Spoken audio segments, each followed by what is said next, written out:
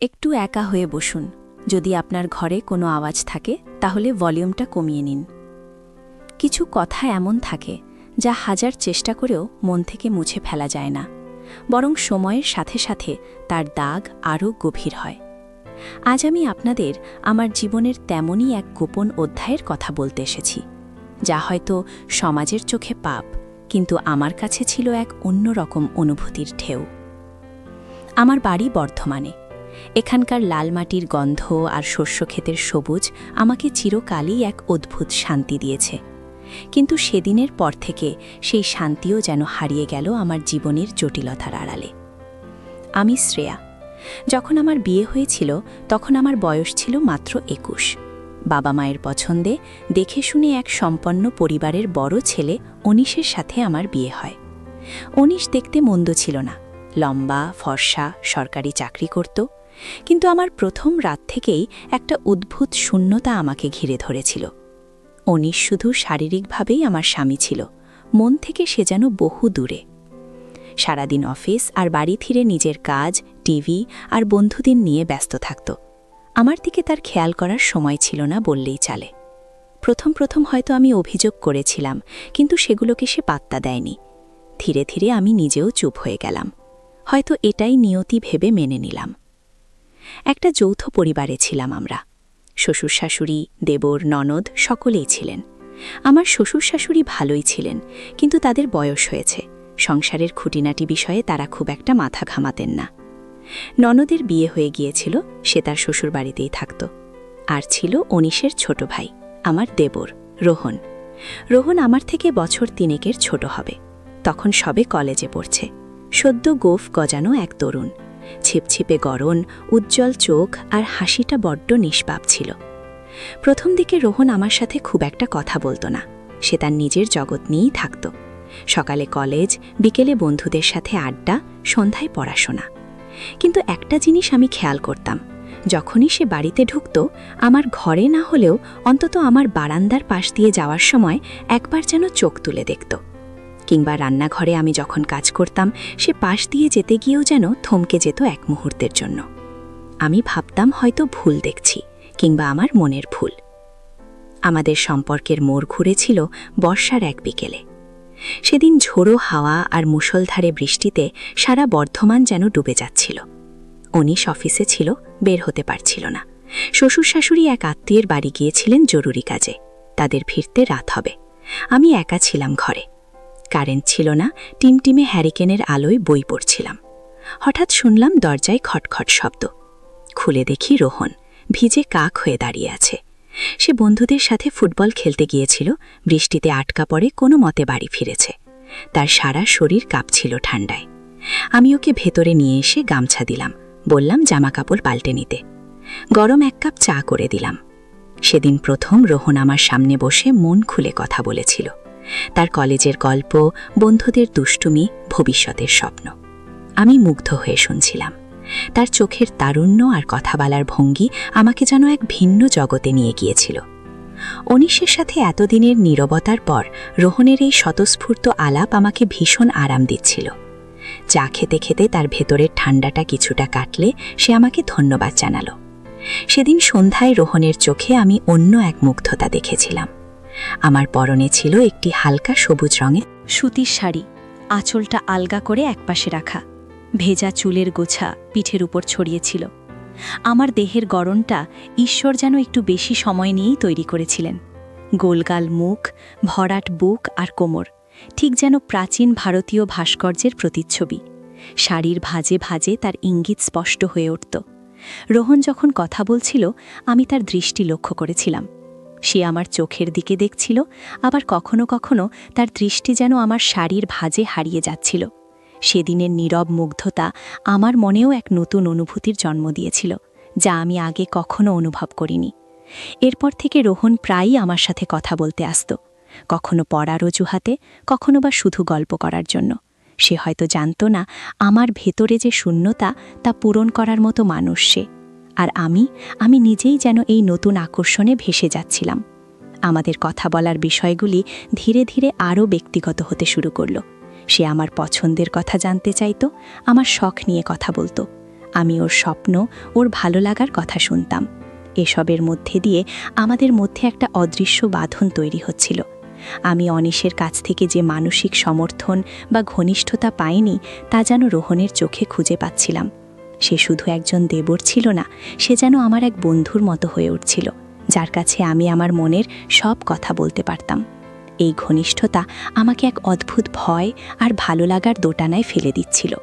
আমাদের বাড়িতে একটা ছোট বাগান ছিল, যেখানে আমি প্রতিদিন বিকেলে জল দিতাম। একদিন আমি বাগানে কাজ করছি, পেছন থেকে রোহন এসে বাড়ালো। আমার পরনে ছিল একটা সাধারণ ছাপা সুতির সালোয়ার কামিজ। বৃষ্টির পর নতুন করে সালোয়ারটা ভিজে শরীরের সাথে সেটে গিয়েছিল। আমার বক্রতার আভাস আরও স্পষ্ট হয়ে উঠছিল। সে আমার হাত থেকে জলের পাইপটা নিয়ে বলল, ভাবি, তুমি কেন এত কষ্ট করছো? আমি তো আছি। ওর গলার স্বরে এক অদ্ভুত নরম সুর ছিল। আমি অবাক হয়ে ওর দিকে তাকালাম। আমার চোখে চোখ পড়তেই ও একটু হাসল। সেই হাসিটা যেন আমার ভেতরের এক ঘুমিয়ে থাকা আকাঙ্ক্ষাকে জাগিয়ে তুলল। এরপর থেকে বাগানের কাজটা ও নিজেই করত। আমাকে দেখলেই যেন ও সবসময় আমার পাশে থাকার চেষ্টা করত। ধীরে ধীরে তার উপস্থিতি আমার কাছে স্বস্তিদায়ক হয়ে উঠছিল। অনিশের অনুপস্থিতি আর তার উদাসীনতা আমাকে আরও বেশি করে রোহনের দিকে ঠেলে দিচ্ছিল। একদিন বাড়ির সবাই একটা বিয়ের অনুষ্ঠানে গিয়েছিল। শুধু আমি আর রোহন বাড়িতে ছিলাম। সেদিন সন্ধ্যায় রোহন এসে বলল তার নাকি মন খারাপ, সে সামনের পরীক্ষার জন্য দুশ্চিন্তা করছে। আমি তাকে আমার ঘরে ডেকে এনে পড়াশোনার ব্যাপারে সাহায্য করার চেষ্টা করলাম। আমাদের টেবিলে বইপত্র ছড়িয়েছিল। একটা অঙ্ক বোঝাতে গিয়ে আমি ওর খুব কাছাকাছি এসেছিলাম। আমাদের হাত প্রায় ছুঁয়ে যাচ্ছিল। ওর নিঃশ্বাসের উষ্ণতা আমার গায়ে লাগছিল। আমার বুকের ধুকপুকানি বেড়ে গিয়েছিল। আমি অনুভব করলাম রোহন আমার দিকে এক গভীর দৃষ্টিতে তাকিয়ে আছে। তার চোখে ছিল এক অন্যরকম আগুন, যা আমি আগে দেখিনি। সে আমার দিকে ঝুঁকে এলো, আর আমি নিজেকে সরিয়ে নিতে পারলাম না। আমাদের ঠোঁট প্রায় ছুঁয়ে যাচ্ছিল। এমন সময় হঠাৎ করেই কলিং বেলটা বেজে উঠল। আমার শ্বশুর শাশুড়ি ফিরে এসেছেন। আমরা দুজনেই দ্রুত নিজেকে সামলে নিয়েছিলাম, যেন কিছুই ঘটেনি। কিন্তু সেই মুহূর্তের তীব্র আবেগ, সেই প্রায় ছোঁয়া লাগার অনুভূতি আমার মনে চিরস্থায়ী দাগ কেটেছিল। এরপর থেকে আমাদের মধ্যে আরও একটা নতুন খেলা শুরু হলো। আমরা একে অপরের চোখের দিকে তাকালেই যেন সব কথা বুঝে যেতাম। আমাদের স্পর্শগুলো যেন আরও ঘন ঘন হতে লাগল। রান্নাঘরে আমি যখন কিছু তৈরি করতাম, রোহন এসে পেছন থেকে আমার কাঁধে হাত রাখত, কোনো অজুহাত দেখিয়ে। তার হাতের উষ্ণতা আমার সারা শরীরে ছড়িয়ে পড়ত। আমার মনের ভেতরে এক অজানা শিহরণ গইত। আমি যেন নিজেকে নিয়ন্ত্রণ করতে পারছিলাম না। এই নিষিদ্ধ সম্পর্ক আমাকে এক অদ্ভুত উত্তেজনা দিচ্ছিল, এক ভয়ঙ্কর ভালো লাগা। আমার শরীর যেন রোহনের সামান্যতম স্পর্শের জন্যেও আকুল হয়ে উঠত। একদিন গভীর রাতে আমি ঘুম থেকে জেগে দেখি অনিশ পাশে নেই। সে হয়তো তার বন্ধুদের সাথে আড্ডা দিচ্ছে, যা তার জন্য নতুন কিছু ছিল না। আমার ঘুম আসছিল না। আমি উঠে বারান্দায় এসে দাঁড়ালাম।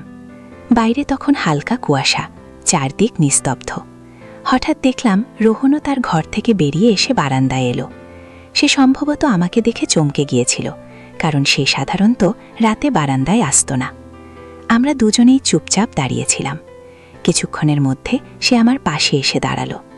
আমাদের মাঝখানে সামান্য দূরত্ব ছিল, কিন্তু সেই দূরত্বে যেন এক অদৃশ্য বিদ্যুতের প্রবাহ ছিল। সে আমার দিকে তাকিয়ে বলল, ভাবি, তোমার কি ঘুম আসছিল না? আমি মাথা নাড়ালাম। সে কিছুক্ষণ চুপ করে থেকে আবার বলল, আমারও আসছিল না। কেমন জানি একটা অস্থিরতা কাজ করছে। আমি তার চোখের দিকে তাকালাম।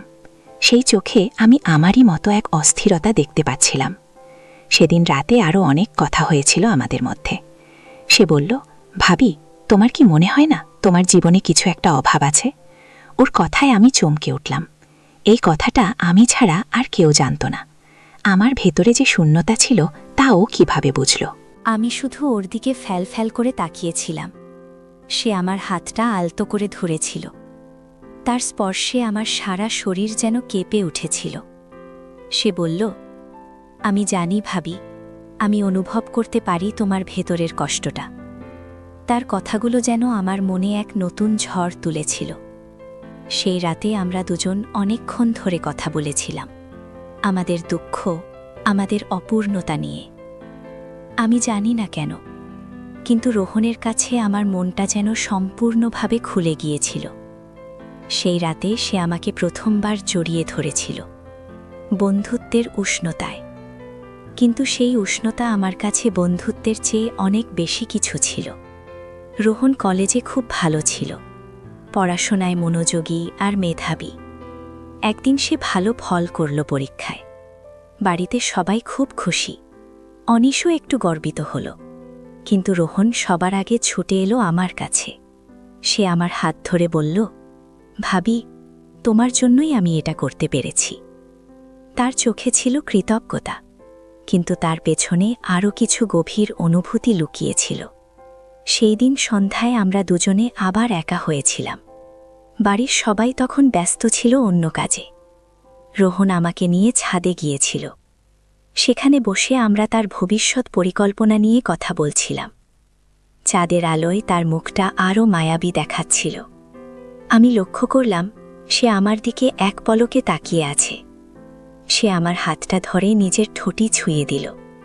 আমার হাতটা তখন বরফের মতো শীতল হয়ে গিয়েছিল। সে বলল, ভাবি, আমি জানি এটা ঠিক নয়, কিন্তু আমি তোমাকে ছাড়া থাকতে পারি না। তার এই কথাগুলো আমার মনে তীব্র এক আলোড়ন সৃষ্টি করেছিল। আমি জানতাম এটা সমাজের চোখে কতটা গর্হিত কাজ, কিন্তু আমার মন আর শরীর যেন এই নিষিদ্ধ ভালোবাসার টানে ভেসে যাচ্ছিল। আমাদের সম্পর্কটা যেন একটা চোরাবালির মতো ছিল। যত ডুবছিলাম ততই আরও গভীরে তলিয়ে যাচ্ছিলাম। রোহন প্রায়ই আমার কাছে আসত, তার ব্যক্তিগত দুঃখ কষ্ট নিয়ে কথা বলার জন্য। সে জানত আমার কাছে এলে সে এক ধরনের শান্তি পেত, যা অন্য কোথাও পেত না। আর আমিও তার উপস্থিতি ছাড়া যেন নিজেকে অসম্পূর্ণ অনুভব করতাম। অনিশের উদাসীনতা, তার আমার প্রতি ভালোবাসার অভাব আমাকে আরও বেশি করে রোহনের দিকে ঠেলে দিচ্ছিল। আমি জানি এই কথাটা বলা কতটা কঠিন, কিন্তু আমার স্বামীর থেকেও আমি রোহনের মধ্যে বেশি আত্মিক টান খুঁজে পেয়েছি। তার স্পর্শ, তার কথা, তার উপস্থিতি সবকিছুই যেন আমার জীবনে এক নতুন রং এনেছিল, যদিও সেই রং ছিল নিষিদ্ধ। একদিন বিকেলে আমি রান্নাঘরে কাজ করছিলাম। আমার শাড়ির আঁচলটা আলগা হয়ে পড়েছিল। হঠাৎ অনুভব করলাম রোহন আমার খুব কাছাকাছি দাঁড়িয়ে আছে। সে আমার কানের কাছে ফিসফিস করে বলল, ভাবি, তোমার এই শাড়িতে তোমাকে খুব সুন্দর লাগছে। তার নিঃশ্বাসের উষ্ণতা আমার ঘাড়ে লাগছিল। আমার সারা শরীর যেন কাঁটা দিয়ে উঠেছিল। আমি জানি এই ধরনের কথা বলা উচিত নয়, কিন্তু আমি নিজেকে সরাতে পারছিলাম না। তার চোখ যেন আমার দিকে এক গভীর ক্ষুধা নিয়ে তাকিয়েছিল। আমি অনুভব করছিলাম আমাদের সম্পর্কটা শুধু মানসিক স্তরে আটকে নেই, তা ধীরে ধীরে শারীরিক আকর্ষণে পরিণত হচ্ছে। কিন্তু আমি ভয় পাচ্ছিলাম। সমাজ, পরিবার, লোকলজ্জা সবকিছু যেন আমাকে এই সম্পর্ক থেকে দূরে থাকার জন্য চিৎকার করে বলছিল। কিন্তু আমার মন আর শরীরের নিয়ন্ত্রণ তখন আমার হাতে ছিল না। রোহন মাঝে মাঝে এমন কিছু কথা বলতো যা শুনে আমার ভেতরে ভয়ের এক শীতল স্রোত বয়ে যেত। সে বলতো, ভাবি, তুমি যদি আমার সাথে না থাকো তাহলে আমি পাগল হয়ে যাব, কিংবা তোমার এই ভালোবাসা না পেলে আমার জীবনটাই বৃথা। এই কথাগুলো এক ধরনের মানসিক ব্ল্যাকমেলের মতো ছিল। আমি জানতাম এই সম্পর্কটা চালিয়ে যাওয়া আমাদের দুজনের জন্যই বিপজ্জনক, কিন্তু ওর এই অসহায়তা দেখে আমি আরও দুর্বল হয়ে পড়তাম। আমি ওকে কোনোভাবেই কষ্ট দিতে পারতাম না। আমার মনের এক কোণে এই চিন্তা কাজ করত যে আমি ওকে যদি ছেড়ে যাই তাহলে হয়তো ওর ক্ষতি হয়ে যাবে।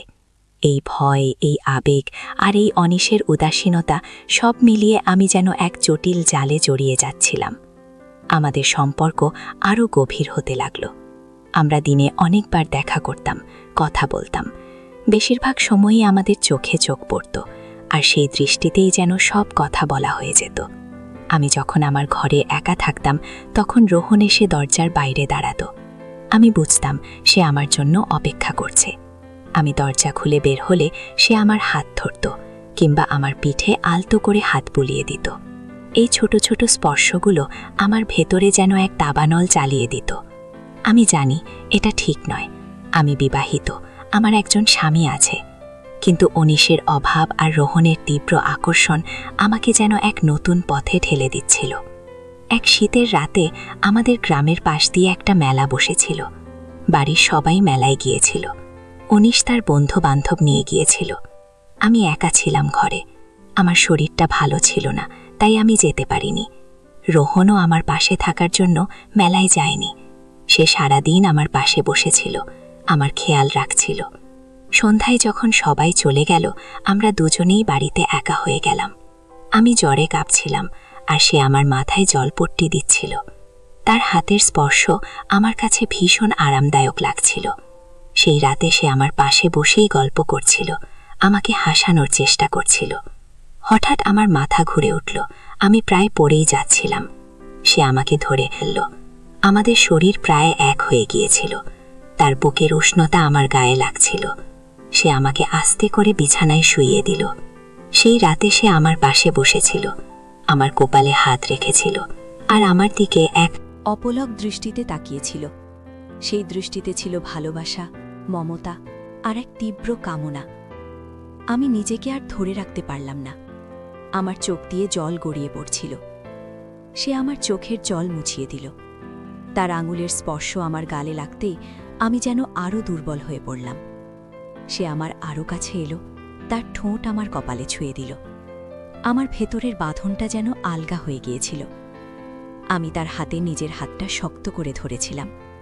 সেই রাতে আমাদের মধ্যে এক অন্যরকম ঘনিষ্ঠতা তৈরি হয়েছিল, যা শারীরিক ঘনিষ্ঠতার ঊর্ধ্বে হলেও তার চেয়েও গভীর ছিল। পরের দিন সকাল হতেই আমি বুঝতে পারলাম আমাদের এই সম্পর্ক আর বেশি দিন লুকানো যাবে না। আমার ভেতরে এক তীব্র অপরাধবোধ কাজ করছিল। আমি জানতাম আমি যা করছি তা ভুল। আমি অনিশের সাথে বিশ্বাসঘাতকতা করছি, আমার পরিবারের সাথে বিশ্বাসঘাতকতা করছি। কিন্তু একই সাথে রোহনকে ছেড়ে যাওয়ার কথা ভাবতেই আমার বুকটা ফেটে যাচ্ছিল। সে আমার জীবনে এক নতুন আলো এনেছিল, কিন্তু সেই আলো ছিল নিষিদ্ধ। এই সম্পর্কের জটিলতা আমাকে অস্থির করে তুলেছিল। কয়েকদিন পর অনিশ জানতে পারল আমি অসুস্থ ছিলাম, আর রোহন নাকি আমার পাশে ছিল। সে কোনো প্রশ্ন না করে শুধু আমাকে বলল, নিজের খেয়াল রেখো। তার এই উদাসীনতা আমার মনে আরও গভীর ক্ষত তৈরি করল। আমি বুঝতে পারছিলাম অনিশের কাছে আমার উপস্থিতি বা অনুপস্থিতি খুব একটা গুরুত্ব বহন করে না। এই বাস্তবটা আমাকে আরও বেশি করে রোহনের দিকে ঠেলে দিচ্ছিল। আমার স্বামী আমাকে যা দিতে পারেনি, রোহন আমাকে তা মন ভরে দিচ্ছিল। সে ছিল আমার প্রতি যত্নশীল, আমার দিকে মনোযোগী, আর আমার অনুভূতিগুলোকে সে বুঝতে পারত। কিন্তু এই লুকোছিরি আর কতদিন চলবে? একদিন রোহন আমাকে বলল, ভাবি, আমি তোমাকে নিয়ে দূরে কোথাও চলে যেতে চাই। তার এই কথায় আমি ভয় পেয়ে গেলাম। আমি জানতাম এটা সম্ভব নয়। আমাদের সমাজ, আমাদের পরিবার কেউই এই সম্পর্ক মেনে নেবে না। আমি তাকে বোঝালাম যে আমাদের দুজনকে অনেক বড় সমস্যার মুখে পড়তে হবে। আমি তাকে বললাম, রোহন, আমাদের এই সম্পর্কটা ঠিক নয়, আমাদের এটা বন্ধ করতে হবে। আমার কথা শুনে তার মুখটা ফ্যাকাশে হয়ে গিয়েছিল। সে আমার হাত ধরে অনুরোধ করল, প্লিজ ভাবি, আমাকে ছেড়ে যেও না, আমি তোমাকে ছাড়া বাঁচতে পারবো না। তার চোখে জল দেখে আমার মনটা ভেঙে গিয়েছিল। আমি বুঝতে পারছিলাম আমি শুধু ওরই ক্ষতি করছি না, নিজের জীবনটাকেও এক অনিশ্চিত ভবিষ্যতের দিকে ঠেলে দিচ্ছি। অনেক ভেবেচিন্তে আমি একটা কঠিন সিদ্ধান্ত নিলাম। আমি জানতাম এই সম্পর্কটা এভাবে চলতে দেওয়া মানে নিজেদের ধ্বংসের দিকে ঠেলে দেওয়া। আমি রোহনকে একদিন সন্ধ্যায় ডেকে এনে আমার ঘরের বাইরে বললাম, রোহন, আমাদের আর এভাবে দেখা করা বা কথা বলা ঠিক হবে না। আমি তোমার ভাবি, আর তুমি আমার দেবর। এই সত্যটা আমরা অস্বীকার করতে পারবো না। আমাদের সমাজের কিছু নিয়ম আছে যা হয়তো নিষ্ঠুর মনে হতে পারে, কিন্তু সেগুলো মানা আমাদের জন্য জরুরি। আমি জানি তুমি আমাকে অনেক ভালোবাসো, আর আমিও তোমার প্রতি এক গভীর টান অনুভব করি, কিন্তু এই টান আমাদেরকে ভুল পথে নিয়ে যাচ্ছে। আমাদের এই সম্পর্কটা এখানেই শেষ করতে হবে। আমার কথা শুনে রোহন একদম চুপ হয়ে গিয়েছিল। তার চোখে এক গভীর শূন্যতা নেমে এসেছিল। সে আমার দিকে এক পলকে তাকিয়েছিল, যেন সে আমাকে চিনতে পারছে না। আমি তার হাত ধরে বললাম, রোহন, আমি জানি এটা তোমার জন্য খুব কষ্টকর হবে, কিন্তু তোমাকে এটা মেনে নিতেই হবে। তোমার উজ্জ্বল ভবিষ্যৎ আছে, পড়াশোনা আছে। আমার কারণে যেন তোমার জীবনটা নষ্ট না হয়ে যায়। সে আমার কথা শুনছিল, কিন্তু তার চোখে জল ছিল না, শুধু এক গভীর বিষাদ তার মুখে নেমে এসেছিল। সেই দিন থেকে আমাদের মধ্যে দূরত্ব বাড়তে শুরু করলো। রোহন আমার থেকে দূরে দূরে থাকত। সে আমার সাথে কথা বলতো না, আমার চোখের দিকে তাকাতো না। আমি জানি আমার এই সিদ্ধান্ত তাকে ভীষণ কষ্ট দিয়েছে, কিন্তু আমি এটাও জানতাম এটাই আমাদের দুজনের ভালোর জন্য জরুরি ছিল। অনিশের সাথে আমার সম্পর্ক হয়তো শুধরানো যাবে না, কিন্তু তার মানে এই নয় যে আমাকে ভুল পথে যেতে হবে। আমি নিজের সাথে সংগ্রাম করছিলাম এই নিষিদ্ধ ভালোবাসা থেকে নিজেকে দূরে রাখার জন্য। আমার ভেতরে রোহনের প্রতি টানটা এখনও ছিল, কিন্তু আমি নিজেকে বোঝাতে পারছিলাম যে কিছু ভালোবাসাকে মুক্তি দেওয়া মানেই নিজেকে এবং অন্যকে বাঁচানো। কয়েক মাস পর রোহনের উচ্চ শিক্ষার জন্য সে শহরে চলে গেল। তার চলে যাওয়ার দিন আমার বুকটা ফেটে যাচ্ছিল। আমি মনে মনে প্রার্থনা করছিলাম সে যেন তার নতুন জীবনে সুখী হয় আর এই সব তিক্ত অভিজ্ঞতা ভুলে যায়। আমার জীবন আবার আগের মতোই হয়ে গিয়েছিল। অনিশ তার মতোই উদাসীন আর আমি আমার মতোই নিঃসঙ্গ। কিন্তু এখন আমার মনটা আগের চেয়ে অনেক বেশি শান্ত। আমি বুঝতে পেরেছি আবেগ মানুষকে কতটা ভুল পথে চালিত করতে পারে এবং সেই আবেগ থেকে বেরিয়ে আসাটা কতটা জরুরি। কিছু সম্পর্কের পরিণতি যতই তীব্র হোক না কেন, তার থেকে বেরিয়ে এসে নিজের আত্মসম্মান আর সমাজের প্রতি দায়িত্বটা বোঝা আরও বেশি গুরুত্বপূর্ণ। জীবন মানুষকে অনেক কিছু শেখায়, আর আমার এই অভিজ্ঞতা আমাকে শিখিয়েছিল যে ভালোবাসার নামে সব সীমা অতিক্রম করা যায় না। কিছু সম্পর্ককে তার পরিণতি আসার আগেই শেষ করে দিতে হয়, নিজেদের ভালোর জন্য আর ভবিষ্যতের জন্য। আমাদের এই গল্পটা হয়তো অনেক প্রশ্ন তৈরি করবে, কিন্তু এটাই আমার জীবনের কঠিন বাস্তবতা। প্রতিটি সিদ্ধান্তই জীবনে এক নতুন মোড় নিয়ে আসে, আর এই মোড়গুলোই আমাদের প্রকৃত মানুষ হিসাবে গড়ে তোলে। নিজের জীবনকে সঠিকভাবে পরিচালনা করার জন্য আবেগের চেয়ে বিবেকের গুরুত্ব অনেক বেশি। আমার এই গোপন কথাগুলো শুনতে চাইলে চ্যানেলটা সাবস্ক্রাইব করে পাশে থাকুন।